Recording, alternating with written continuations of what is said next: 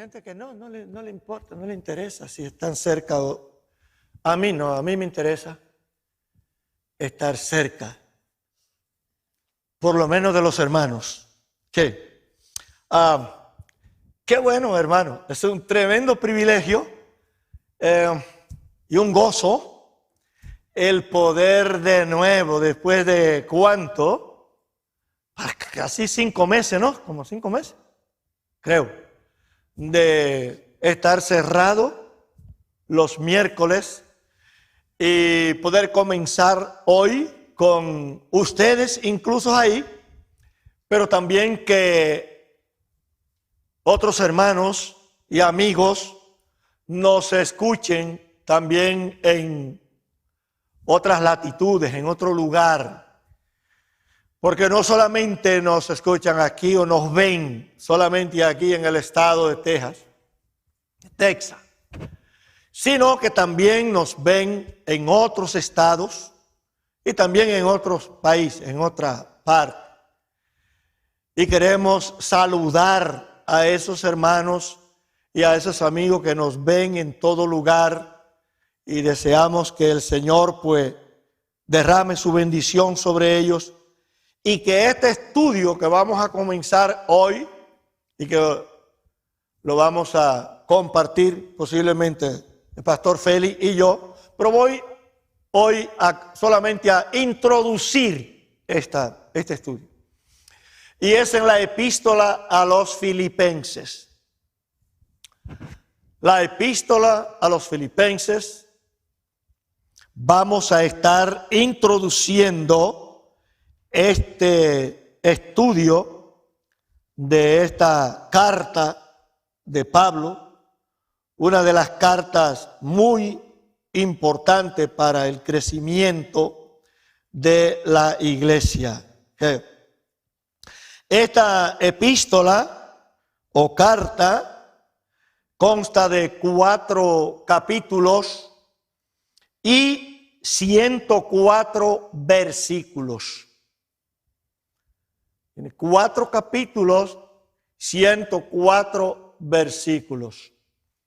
Quiero decir que la razón por la que nos estamos quedando acá en el santuario y estamos usando este formato, continuando este formato parecido a los domingos, es porque estamos también grabando igual que los domingos y estamos tratando de que la gente escuche este mensaje no solo acá, sino también fuera.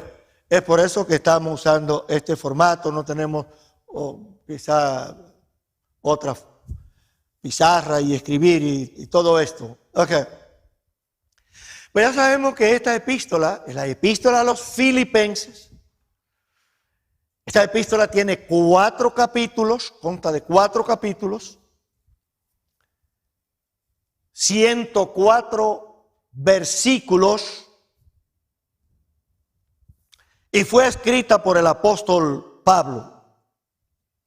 Fue escrita por el apóstol Pablo alrededor del año 61 después de Cristo.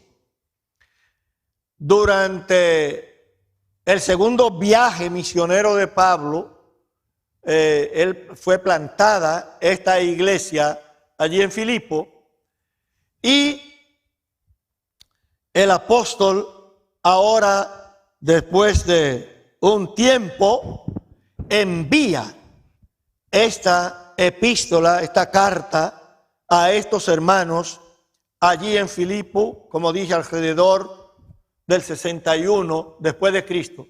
Y estando en este momento el apóstol Pablo preso en una prisión domiciliaria en Roma a causa de la palabra de Dios, o sea, del Evangelio, y el nombre de Jesucristo. Usted puede ver eso en el capítulo 1, versículo 1 y también 7 y 13, lo que estamos diciendo sobre estos datos. Y vamos a continuar dando estos datos y que si usted tiene que tomar nota, que usted lo escriba, porque es importante saber estas cosas. Una cosa que es importante, hermano, cuando usted va a leer esta epístola, esta carta, va a estudiar esta carta, tiene que combinar la carta con el capítulo 16 del libro de los Hechos de los Apóstoles.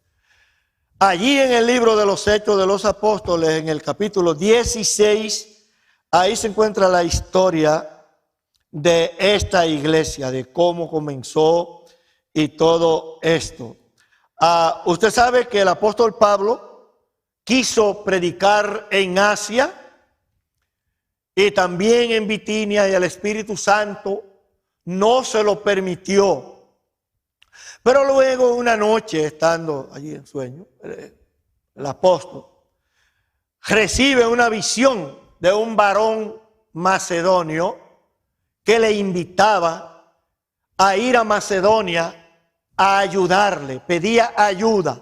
Pasa a Macedonia y ayudan. Macedonia era la provincia, una provincia griega muy importante, y en la que estaba la ciudad de Filipo, una ciudad, por cierto, bien importante. Incluso su nombre había sido tomado de Felipe II, el nombre del rey Felipe II, quien era a su vez el padre de Alejandro Magno, Alejandro el Grande, como le llaman, y que fue también el conquistador del imperio mundial después del imperio babilonio y el imperio medo-persa.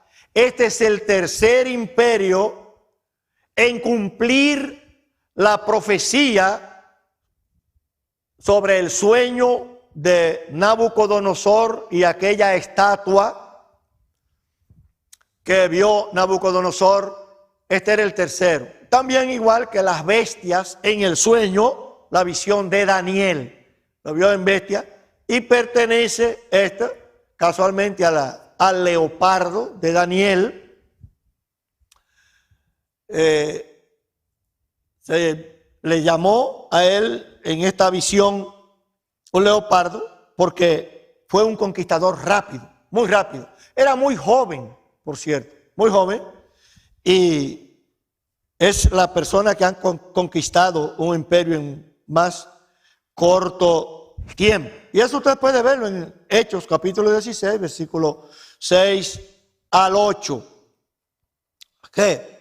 Y también en los versículos 9 al 10, allí puede ver la parte esta de que fue enviado allí a Macedonia. En este viaje que Pablo hace, que es el segundo, le acompañan Timoteo y Silas.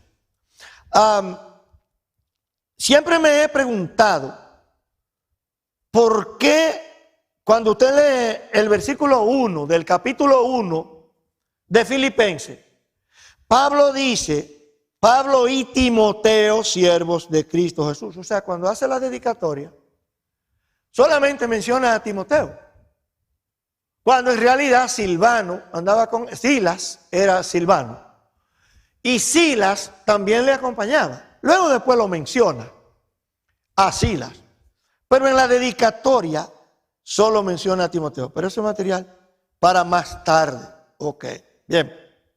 Ahora, una cosa importante que nosotros vemos después de que Pablo va a Macedonia, va a esta ciudad, pasando allí por la ciudad esta de Filipo, encuentra a unas mujeres que era común en aquellos tiempos ir a los ríos, en la parte fresca, en los ríos, porque hace mucho calor en todo esos territorios, y se juntaban para orar y hacer otras actividades. Es la razón por la que vemos al mismo Jesús, incluso con los discípulos, siempre rezagado en el monte, en la parte, y buscando siempre esta parte fresca.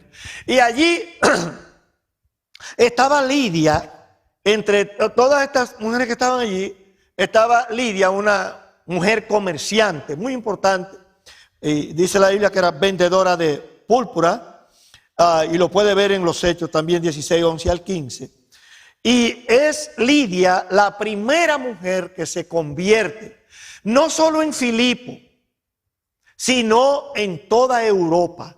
Dice la historia bíblica, dice que Lidia es la primera persona en convertirse, la primera mujer en Europa.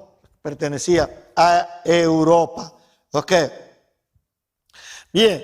Ahora, vemos también la liberación de una adivina.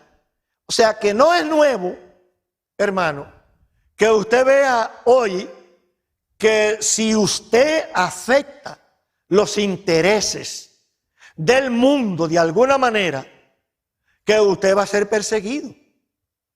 Usted va a tener problemas cuando afecta los intereses de alguna forma. En los versículos 19 al 24 de Hechos 16, allí aparece este episodio donde Pablo y sus colaboradores liberan a una mujer del demonio, pero esta mujer era una adivina, dice, que le daba mucho beneficio a los manejadores de ella, como se llama hoy, los manejadores de los artistas y de todo esto. Entonces, esta mujer, que era una divina, pues tenía detrás de ella un equipo que se beneficiaban con todo lo que, las ganancias de su adivinación y todo esto. Cuando a esta mujer le sacan el demonio que tiene, pues por supuesto que sus apoderados,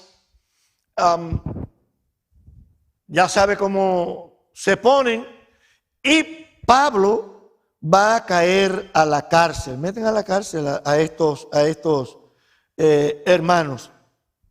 Y hermano, qué importante lo que nosotros vemos en los versículos 25 al 34. ¿Qué es lo que pasa? O sea, a veces nosotros pensamos que ciertas cosas, ciertos episodios, ciertos hechos, pues son negativos, son malos. Y usted dice, oye, los pobres hermanos, pobre Pablo, pobre Timoteo, óyeme, ¿qué culpa tiene? Esta mujer está cautiva del demonio. Estos hermanos lo único que hacen es una buena obra de liberar con el poder de Dios, en el nombre de Jesús, liberan a esta mujer de ese demonio de adivinación. Pero esto le trae como consecuencia, pues le trae un problema de persecución. Y lo meten en la cárcel a causa de esto y sufren con esto. Pues. Cualquiera dice, óyeme, pero ve acá, si son cualquier impío de eso, incrédulo que está, oye, pero ¿dónde estaba el Dios de estos misioneros? Oye, que andaban casualmente haciendo la obra de Dios.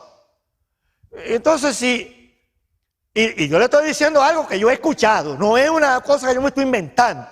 Pero si Dios existe realmente, ¿cómo es que Pablo le saca el demonio a una mujer y la libera? Y luego Dios, entonces Dios permitió que él fuera a la cárcel. Pero nada más llegan hasta ahí solamente. Solo llegan hasta ahí a ver que cayeron en la cárcel. Ahora bien, hermano, había un propósito. Y recuerda, hermano, esto no es una predicación. Es un estudio de la palabra de Dios. Usted puede preguntar cuando usted quiera lo que usted quiera. O puede también intervenir, puede también expresar su opinión en cualquier momento. Pero yo le pregunto ahora a ustedes, ¿tenía algún propósito el que esta mujer fuera liberada y ellos a causa de esto cayeran en la cárcel? Pablo y sus colaboradores cayeron en la cárcel. ¿Tenía eso algún propósito? ¿Quién sabe qué propósito tenía?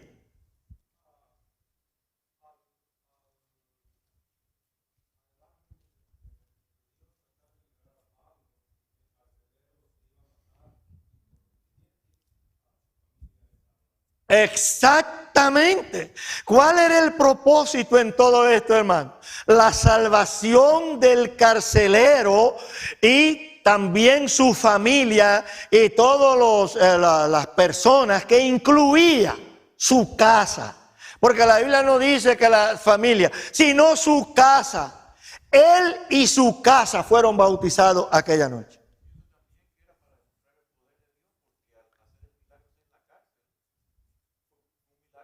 Claro, claro. Era un momento cuando el canon de la Escritura no estaba completo. Era necesario algunas veces, y mucho más cuando hablamos de viajes misioneros, predicando el Evangelio en parte apartados, en lugares apartados, tanto de Roma como de Israel. Y era común que el Señor en ese tiempo permitiera, hiciera señales, milagros, prodigios, cosas que eran de asombro para la gente. Y exactamente, hermano Agustín, ¿cuál es el propósito que tiene todo esto de que Pablo cayera en la cárcel con su colaborador? Pues que Dios mostrara su poder, no solamente enviando aquel terremoto que abriera las puertas de la cárcel, luego que la gente que estaba allí, los carceleros y todo esto, y los alguaciles, pues vieran que había un tipo de persona que era diferente a los delincuentes comunes. Porque cuando el carcelero va, que ve que las puertas están abiertas, incluso quiso suicidarse con su espada. Porque él sabía que si lo enjuiciaban por esto, la pena iba a perder la cabeza. O sea, su vida, iba a perder la vida. Y por eso se quiso suicidar el carcelero. ¿Y qué dice Pablo? No te haga daño, estamos todos aquí. Todos estamos aquí. Hermano, si todos nosotros estuviéramos en una cárcel, que no es extraño de aquí en adelante que llegue un momento cuando aún el hermano Martín y su esposa, mi esposa,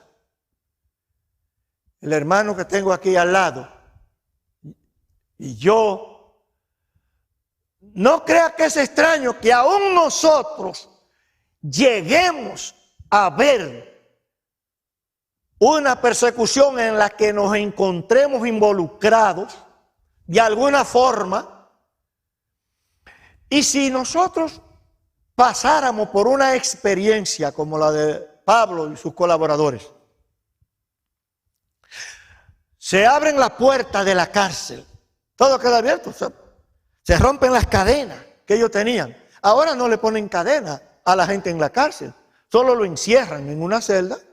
Y si esa puerta se abre, pues las personas tienen toda la libertad de salir por ahí. Ahora recuerde, Pablo dijo, no te hagas daño, porque todos estamos aquí. Si eso sucediera, todos nosotros estamos en la cárcel.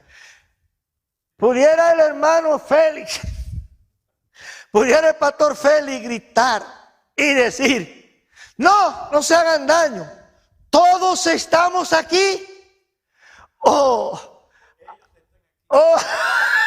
Y yo estoy fuera. O hay un porcentaje que no se quede ahí, que cuando miremos, dice, hermano, solamente somos nosotros tres. Somos tantos. ¿Y los otros dónde están? ¿Y los otros dónde están? No, hermano, no es raro, no es extraño que algo así suceda. Cuando la Biblia dice que esto sucedió y que Pablo pudo decir, no te hagas daño, porque estamos todos aquí, no solamente Pablo dijo, no te hagas daño, yo estoy aquí. O mis colaboradores y yo estamos aquí, mis hermanos y yo estamos aquí. No, él dijo, estamos todos aquí. Parece que habían otros presos también que eran cristianos o algo así, pero Pablo usó el adverbio de cantidad, todos. Y dijo, todos estamos aquí, hermano. Usted y yo debemos comenzar a preguntarnos eso. Si usted fuera uno de los que estaba allí, ¿podía ser incluido en ese todo? ¿O hubiera espantado a la mula, como dicen vulgarmente, y hubiera desaparecido? Yo recuerdo en una ocasión que unos hermanos, 4 hermanos varones de una mujer, no era que eran hermanos en la fe, después se convirtieron ellos, pero eran 4 hermanos varones. Uno de ellos estaba herido porque la mujer lo había estado al matar el día antes, y la mujer pues la habían llevado al médico y de todo, y le habían diagnosticado otras cosas y todo esto. Era de una parte aislada de la ciudad, pero habíamos plantado una iglesia cerca de ahí, incluso más allá. Ellos nos conocían la iglesia, que había una iglesia allí en aquella ciudad, y ellos llevaron ese domingo a su hermana, la llevaron a la iglesia nuestra, y yo recuerdo que estaba comenzando el ministerio. De hecho, era pastor asociado de un misionero americano, y con un misionero americano. Y hermanos, cuando oramos por esta mujer, porque nos dimos cuenta que esta mujer no tenía una enfermedad orgánica, nos dimos cuenta que esta mujer, por su blasfemia y por todo lo que estaba haciendo, estaba endemoniada. No tenía una esquizofrenia, no tenía una depresión, no tenía una psicosis, o sea, no tenía una enfermedad psicoemocional ni cosas que se parezcan, sino que había algo más en ella. La pusimos le dijimos que la pusieran en la plataforma. Todo esto era amarrada con cadena, estaba encadenada la mujer, los brazos y también las piernas, que apenas podía caminar así. Bueno, como encadenan a los presos. ¿Ha visto a los presos como le ponen estos cadenas en los pies y en la mano? Así mismo llevaron ellos a la mujer, porque ellos no podían con ella. Y entonces le dijimos que la llevaran adelante. Ella se arrodilló así en el altar, así en la cosa, o la arrodillaron ahí. Y cuando oramos por esta mujer, esta señora, mi esposa estaba ahí también. Esta señora echó en mi país dicen, un alarido, o sea, un grito. Pero fue un grito que no era algo de este mundo, era algo diferente, era algo que trascendió el techo y se siguió oyendo pero algo profundo, increíble. Esta mujer echó un grito así como, y eso se oyó así por tremendo, increíble lo que se oyó. Y le estoy contando esto, ¿sabe por qué? Porque entre los hermanos que salieron huyendo de la iglesia con lo que sucedió con esta señora, con lo que sucedió, uno de ellos fue un diácono. Yo espero que José Luis no haga igual. Pero uno de los que salió huyendo, y yo recuerdo que este hermano, que era el diácono, no siguió huyendo para afuera, sino que salió del templo y luego que salió se quedó en la acera, así cerca de la puerta del templo. Se quedó ahí como. Porque fue algo bien fuerte lo que pasó allí y cosas. Hermanos, nosotros tenemos que preguntarnos, ¿dónde está la fe nuestra? ¿Cuáles son nuestras convicciones sobre lo que es haber establecido una relación con Cristo? Porque es muy fácil estar en tiempo de paz, cuando no hay nada extraño, estar ahí. Pero hermanos, si sucede algo espectacular, en mi país dicen raro, algo raro, ¿usted se quedaría igual? ¿O es de lo que sale huyendo? y cruza las puertas. Mira, es para reírse, por un lado, pero hermano, no es para reírse, porque eso mide la calidad de vida de esas personas, sin duda.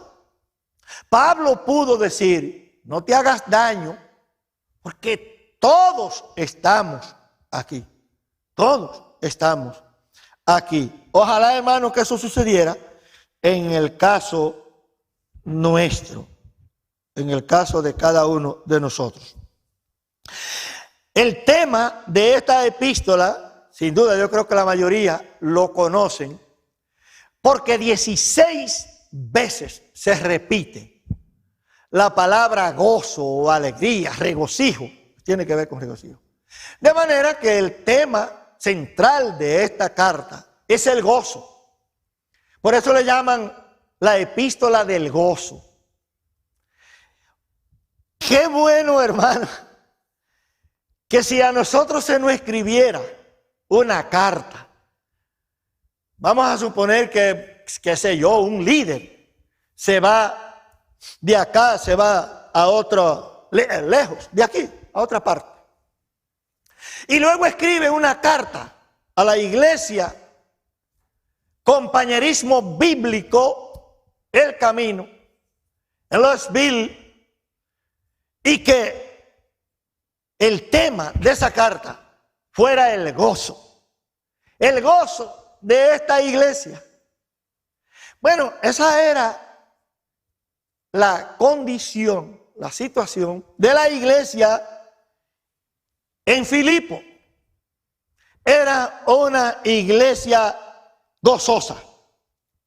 En el capítulo 1, usted puede ver el gozo en Cristo no puede ser menguado por ninguna circunstancia. Cuando estudiemos, hoy lo único que vamos a ver solamente son 2 versículos. El 1 y el 2. El saludo de Pablo, la dedicatoria de la epístola. Es lo único que vamos a ver. Luego el miércoles supongo que al hermano Pastor Félix pues le va a tocar un pasaje después del versículo 3 hasta donde él quiera llegar. Pero hoy solamente vamos a ver el 1 y el 2. Número 2. Otro título en el capítulo 2. ¿Qué es lo que vemos en el capítulo 2? El gozo en servir al Señor. Ilustrado por algunos ejemplos. El gozo en servir al Señor. Fíjense bien.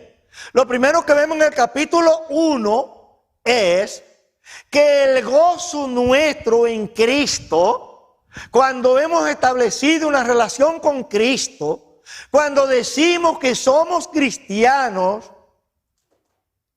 hermano, no puede ser mermado por ninguna circunstancia, no importa cuál sea esa circunstancia. Yo no sé si nosotros podemos decir cada uno de nosotros con el apóstol Pablo, para mí el vivir es Cristo y el morir es ganancia. Porque hermanos, aun cuando nuestra vida esté en peligro, esté en juego, en cualquier situación, no debe ser ocasión para que mengue el gozo espiritual, el gozo de la presencia del Señor Jesucristo en nuestras vidas. No importa lo que suceda, no importa lo que esté sucediendo, no debería ser así. Como dije en el capítulo 2, el gozo en servir al Señor. Y en aquel día, hermano, el Señor nos va a llamar a cada uno de nosotros diciendo,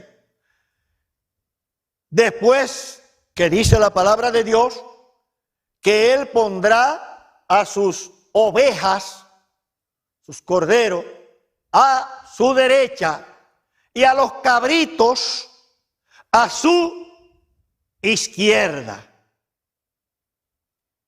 Entre la derecha y la izquierda, en la Biblia, no es, porque podemos hacer un estudio de eso, pero no sé, nunca. Porque entonces se confundiría y la gente dirá, eso es política. No, no es política. Eclesiastés 10:2 dice que el corazón del sabio se inclina a la derecha y el corazón del necio a su izquierda, a la izquierda. Yo no estoy diciendo nada, no es la Biblia que dice eso. Eclesiastés 10:2. Y lo que me interesa de esa declaración es la primera parte. El corazón del sabio se inclina a la derecha. Y la Biblia dice que es a su derecha que el Señor pondrá a las ovejas el día del juicio. Y a esos que están a su derecha, no a los que están a la izquierda, sino a los que están a su derecha, Él le dirá: venid, bendito de mi Padre, a heredar el reino que ha sido preparado para vosotros desde antes de la fundación del mundo. Pero más que eso, el Señor nos llamará de esta manera: ven, buen siervo y fiel.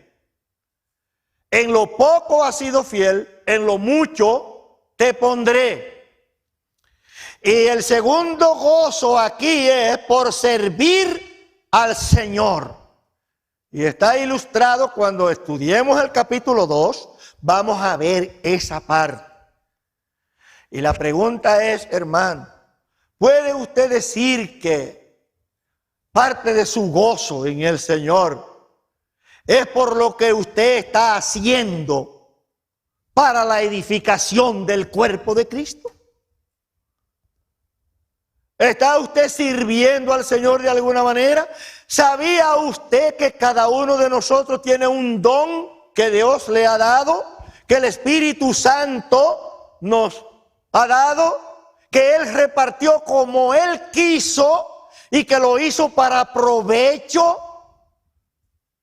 para el bienestar común de todos?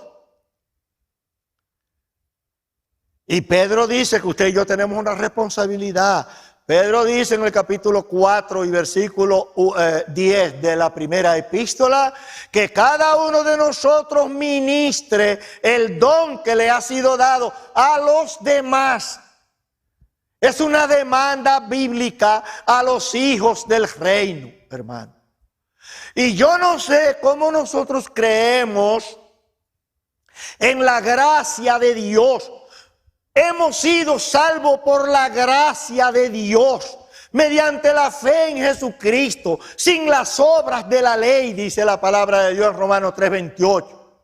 Por la gracia de Dios. Y la Biblia dice que usted y yo debemos dar por gracia lo que de gracia hemos recibido. Y hermano, créame, a veces se pasan años y años y años de personas que dicen convertirse a Cristo y haberse convertido. Y hermano, usted no ve, o sea, ellos mismos saben que no han hecho nada en lo absoluto en la obra de Dios. En el capítulo 3 el gozo es también en la salvación. Se manifiesta en 3 tipos de frutos: en el crecimiento, en justicia y fe, en un entusiasmo tremendo por el galardón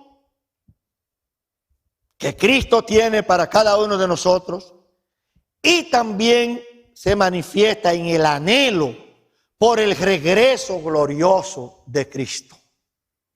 Este gozo en el capítulo 3, que lo vamos a ver cuando nos toque estudiar el capítulo 3. Y por último, el gozo causado por 5 cosas en el capítulo 4. causado por el regocijo de vivir en paz y armonía. 4, 1 al 7. Segundo, la excelencia en la reflexión y vida en lo que es digno. Los versículos 8 y 9 de ese capítulo 4. Número 3, una actitud ejemplar y una fe firme. En los versículos 10 al 14. Número 4, generosidad de los hermanos, los versículos 15 al 20. Y por último, también en poder saludar a los hermanos con ósculo santo. Saludo final, los versículos 21 al 23. Okay. Ahora bien, ¿qué es lo que nosotros vemos en estos dos versículos? Pues vemos aquí algunas cosas. Lo primero que nosotros vemos es, si nos damos cuenta, hay dos palabras ahí básicas en los primeros versículos de este capítulo 1. Pablo y Timoteo, siervos de Cristo Jesús. ¿Qué es lo que son Pablo y Timoteo? Que aunque dije que no había mencionado a Silas, también Silas estaba ahí. Ellos se identifican como siervos de Cristo Jesús. Por eso que el apóstol Pablo en 1 Corintios capítulo 4, los versículos 1 y 2, el versículo 1 dice que todos los hombres nos reconozcan como servidores de Cristo. Que todos los hombres nos conozcan por esta característica, por ser servidores de Cristo. Independientemente que tengamos 15 años o tengamos 76 años. O tengamos 90 años, no importa. Que los hombres nos reconozcan por ser servidores de Cristo. Es lo primero. Y aquí Pablo se presenta como siervo de Cristo. Está hablando, sin duda, de su propia vida. Pero el versículo 2, que es donde hay un contenido acá, dice, bueno, él continúa diciendo también, el apóstol, antes de ver esto en el capítulo 2, dedica la epístola, hace una dedicatoria de la epístola y dice, a todos los santos en Cristo Jesús que están en Filipo, a todos los santos que están en Cristo Jesús, que están en Filipo. ¿De qué está hablando el apóstol Pablo cuando le llama santos a los creyentes que están en la iglesia? ¿De qué está hablando? ¿Alguien puede decirme de qué está hablando Pablo? Si son considerados por Pablo como santos. Recuerde que la palabra santo se traduce en una voz griega que significa separado del mundo. Entonces, la propia palabra iglesia, eclesía, pues significa también eso mismo, lo que somos separados del mundo. ¿Está hablando?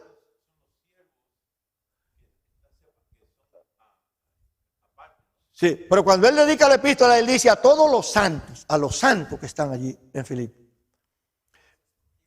Hermano, sin duda, está hablando, está claro los escogidos. ¿De quién? ¿De qué está hablando? Hermano, está hablando de la conducta de estos hermanos. Si él dice los santos, que significa separados de, el apóstol está hablando de la conducta justa de estos hermanos redimidos por la sangre de Cristo. De la conducta justa de estos hermanos. Es por eso que son santos. Es por eso que Pablo considera que estos hermanos han sido separados del mundo para el reino de Dios. Porque viven de esa manera, viven como separados de la mundanalidad. ¿Qué? También dice que esta epístola es dedicada también a los obispos que están allí. A los obispos que están allí. Ahora bien, cuando Pablo dice, oye, ¿por qué a los obispos también? Dice a los obispos y diáconos también. A los santos están allí, que son siervos de Cristo. Los doulos, que significa servidor de Cristo. Él dice también a los obispos que están allí. ¿Okay? ¿De qué está hablando Pablo cuando dice a los obispos? Era la palabra que se usaba en principio del griego episcopos, que significa supervisor y se traduce al español obispo, y que se refiere a los pastores, al pastor. Aunque la palabra más usada para pastor era presbítero, que también traduce anciano. Y son dos palabras que las dos hablan de el pastor, el obispo de la iglesia. La primera, episcopo, que habla de la función del hombre, lo que el hombre hace, a qué ha sido llamado. La segunda palabra, presbítero, habla de la madurez del hombre, no de los años de edad, porque una persona puede tener, ¿cuántos años? Puede tener 40 años en la iglesia, no importa. Y puede ser que no esté maduro, que no sea maduro. Y puede también tener de edad 60 años y no ser maduro, necesariamente. Pero la palabra presbítero está hablando de esa parte. Y Pablo dice que también a los obispos, él dedica, pero también dice a los diáconos. Además, a los diáconos. Ok. Del griego la palabra es también igual, suena igual. Diáconos, pero con K. Diácono, con K. Y es una palabra que significa administrador, que significa siervo o el que sirve, ¿okay? Servidor, ¿okay? Es un diácono, ¿okay? El que sirve, el que tiene esa vocación de servicio, y tiene esa vocación porque Dios a través del Espíritu le ha dado el don para servir a ese hombre o a esa mujer, porque hay también diaconisas también. Hay diáconos y hay diaconisas.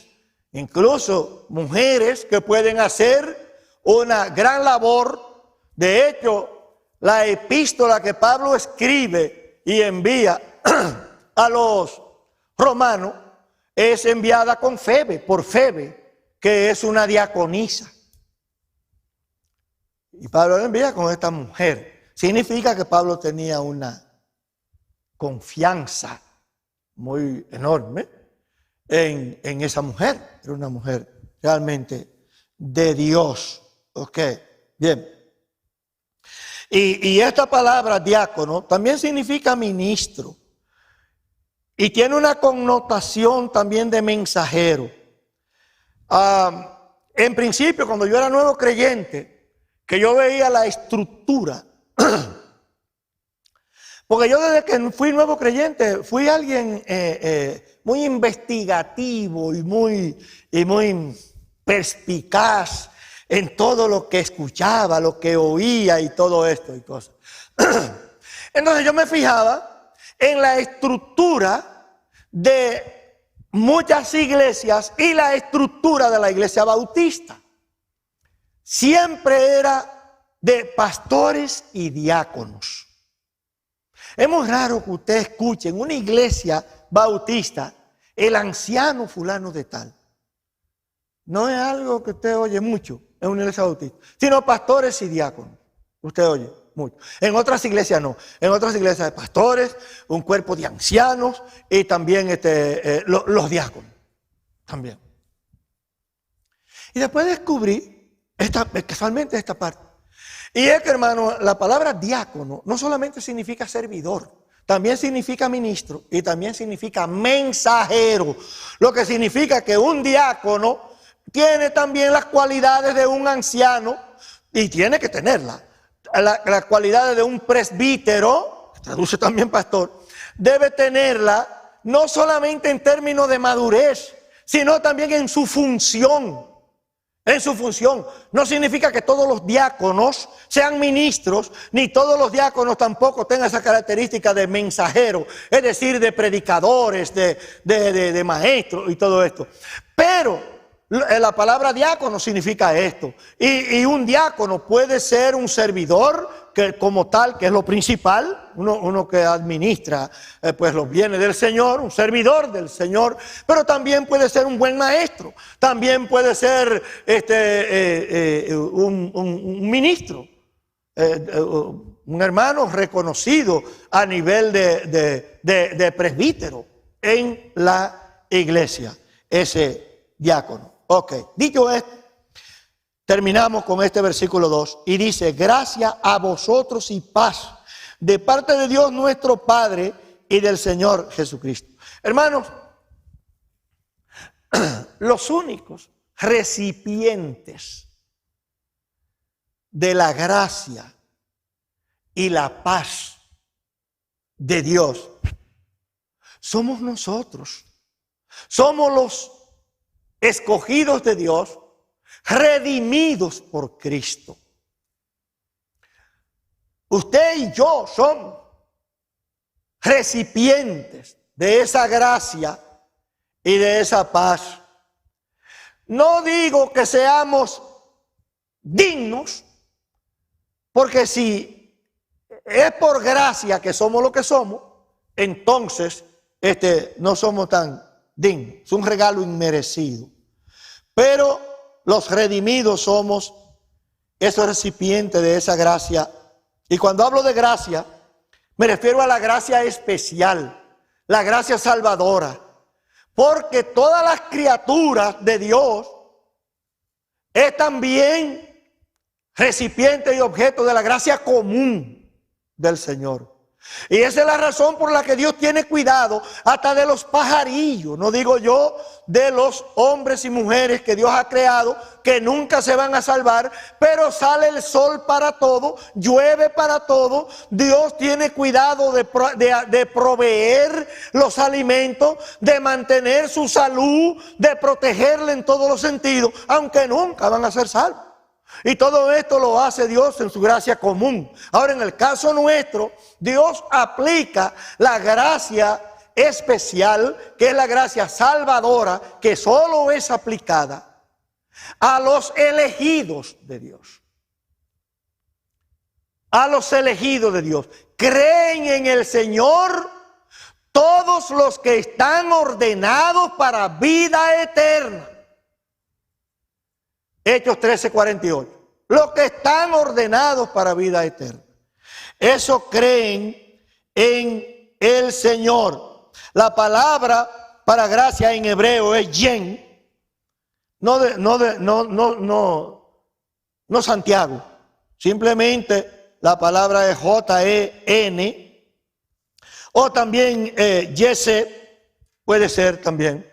Y en griego la palabra es Haris, entonces Yaris, terminando en S. Haris es la palabra para gracia en griego y es un término casualmente que es igual o significa en el original un favor o bondad inmerecida, un don, una dádiva que la persona no merece, pero a Dios le ha placido, hermanos, que su gracia sea aplicada a cada uno de nosotros. Estamos acá. Y a los que nos están escuchando. Y los que están en la casa. Donde quiera que están. Si es escogido de Dios, entonces es un recipiente de la gracia de Dios. Y por último, la paz. Somos también recipientes de esa paz, que como todos sabemos en hebreo, es shalom, terminando en M. S-H-A-L-O-M, shalom. Es la palabra paz en hebreo. Y significa, esa palabra del hebreo, significa un estado de bienestar material y espiritual pleno. Un estado de bienestar material y espiritual pleno. Al que el Hijo liberta es verdaderamente libre. Y el que es libre está en paz. Justificado pues por la fe, tenemos paz para con Dios. Cuando usted y yo somos redimidos, hemos sido justificados por medio de la fe, usted y yo tenemos paz. Estamos listos para irnos con el Señor en cualquier momento, cuando Él quiera. No tememos, no tenemos temor de nada, porque estamos en paz con quien tenemos que estar en paz, con el Señor. Cristo dijo: la paz os dejo, mi paz os doy. No como el mundo la da, yo la doy. La paz viene de Dios, según Salmo 29, 11. Y cuando somos reconciliados con Dios. No podemos tener paz si no hemos sido reconciliados con el Señor. Porque solo somos justificados cuando por medio de la fe aceptamos al Señor. Entonces tenemos paz. Justificados pues por la fe, tenemos paz para con Dios. Hemos resuelto nuestra diferencia con el Señor. El Señor ha hecho su reconciliación con nosotros. No nosotros con Él. Porque no lo elegimos nosotros a Él, sino que Él nos eligió a nosotros. Amén. Así que, hermanos, así comienza la epístola del apóstol Pablo a los filipenses. Y yo espero, hermanos, que al comenzar el estudio de esta epístola, que van a ser más cortos los estudios cada miércoles, porque hoy resulta más largo porque es la introducción. Y tenemos que dar datos panorámicos y tenemos que dar todo y tratar de entrar, comenzar a ver la epístola. Los próximos estudios van a ser, por supuesto, mucho más cortos. ¿Ok? Así que, hermanos, Dios les bendiga. Y ojalá que haya sido de provecho que nosotros podamos ver todos estos datos de cómo comienza la iglesia allí en Filipo, cómo se desarrolla allí el crecimiento de esta iglesia mediante ese milagro que sucede en la cárcel y sigue por ahí. Y luego toda esta significación que nosotros vemos en todo esta parte, el tema de la epístola que es el gozo, y hermanos, que debe caracterizarnos a los cristianos. A veces le vemos la cara tan larga a ciertos hermanos que preguntamos: ¿el Dios de este hermano estará vivo o estará durmiendo o se le habrá muerto? ¿Se le habrá muerto su Dios? Porque, hermanos, si somos creyentes, entonces el gozo debe invadir nuestras vidas. Así que, hermanos, Dios nos bendiga, nos ayude a vivir para el Señor y demostrar que realmente estamos en paz con Él, porque por su gracia hemos sido salvados. Amén. Gracias, Padre, por tu palabra, oh Dios Todopoderoso. Señor, bendícela en los corazones y en la mente de cada uno, Señor, que la ha escuchado, Padre del cielo. Señor, ponla tú, oh Dios, en su corazón.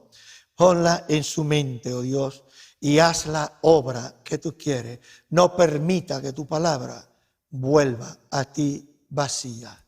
En el nombre de Cristo Jesús. Amén.